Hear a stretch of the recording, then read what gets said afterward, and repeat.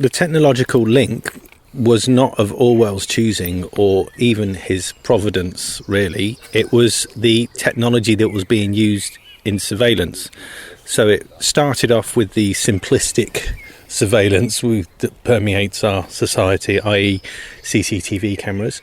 And I was momentarily fundamentalised when I got to see a control room, and the technology that was available back in the early 2000s that could ID people, and whether it was an internal database or something else, I wasn't informed, but I saw huge implications for our civil liberties, as in the erosion of them. And that's what got me thinking about, where else is this happening? Who might be tracking us for corporate or other nefarious needs? Or just now we know that the data is used to see who's voting what, and you can very easily polarise, and all of this stuff's kind of been proven by academics who I tend to trust more than most mainstream places if I read enough papers that are on the same channel.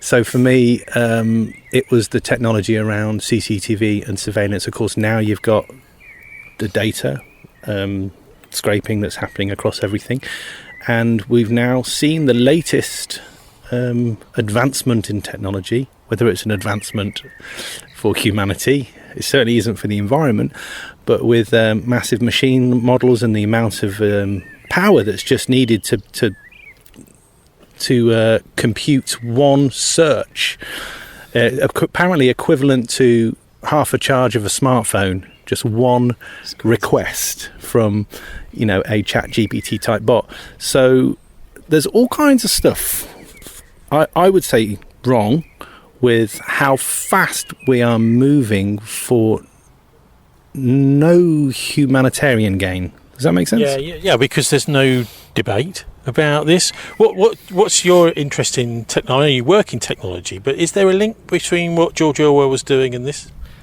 I think so. I think it's certainly a potential fixed point in time that we could say is the start of us thinking about it. Probably wasn't. He probably picked it up from somebody else as an idea and a concept, and it's passed through times. You're right, I do work in it, but we met as kind of kindred spirits, and that's what landed me here.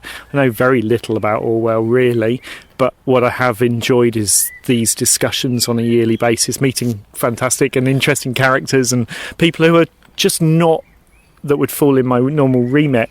I'm terrified about what's coming, and it's what I was talking about as a child as science fantasy, and people now just go, no, it's just science fiction, that's coming, it's not here yet. And I'm going, no, it's absolutely here already, with no law, no structure, no discussion. And for me, on a day-to-day basis, I'm just taking people slowly through an education piece of empowering them to understand technology a little bit more. And it just takes a couple of cogs, and suddenly they go, I'm really scared about what's going on. And I stand there and they go, good.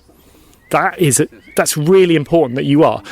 Go and sleep. Don't lose sleepless nights about it. But I want you to be questioning. I want you to be worried about letting devices into your house, tracking all these things, not being ambivalent to, they're just, who wants to know about me and my habits? It's fine. It's not about you. It's about all of us and those patterns. So much of our life now exists in these spaces. It used to be, what about in the real world? What about in the real world? And I would argue this is the real world. Your phone is just a window to how you operate in the real world. You give more information to these places than you do across a table in a cafe. So this is the real world. It's right to be a little bit concerned. You only have to go and look at what the inventor of the World Wide Web thinks about what we've created. You want to go and see what Tim Berners-Lee has written about how if we don't fix this now, there will be no safe spaces for our identity, our personal data, our secrets. If humans cannot have private or secret conversations, that's a huge hole in the humanity that we've had for pretty much ever up until the last 50 years. Well, I'm starting to think about IT biting people, being quite vicious. Like, just think about Birmingham, for example. We've got a major city, hundreds of thousands of people, probably 1 million or more people in Birmingham. They've just had some sort of IT problem where they keep piling money into an IT system that's not working. The city is bankrupt. It's just bankrupt now. There's also, of course, the famous post office scandal with Fujitsu, which is just predating on the country.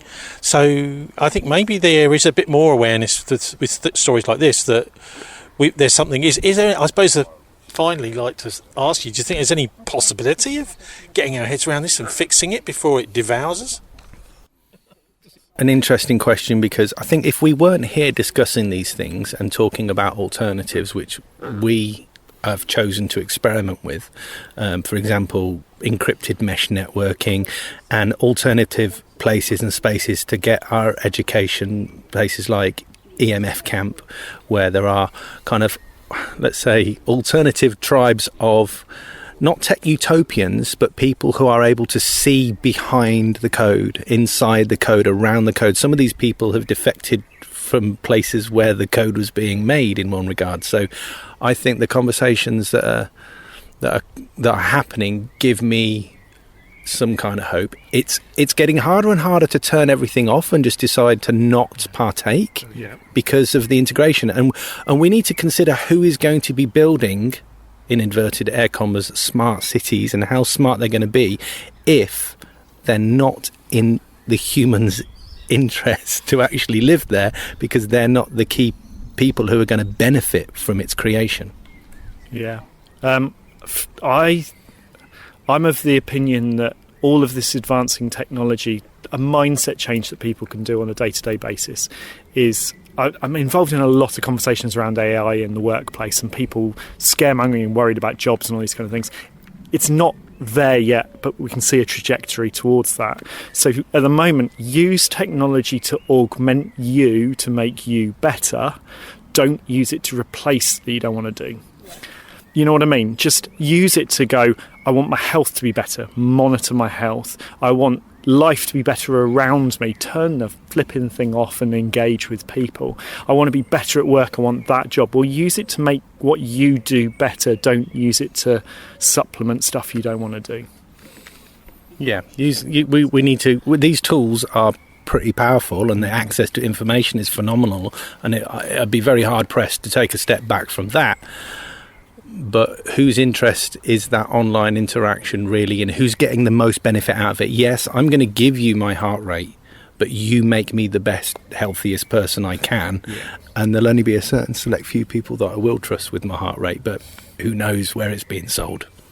We're aware that we're being robbed. We're just getting a bit of benefit out of it. I'd change the word robbed to raped. Oh. Genuinely, and I think it's that kind of shock value that's important when we're having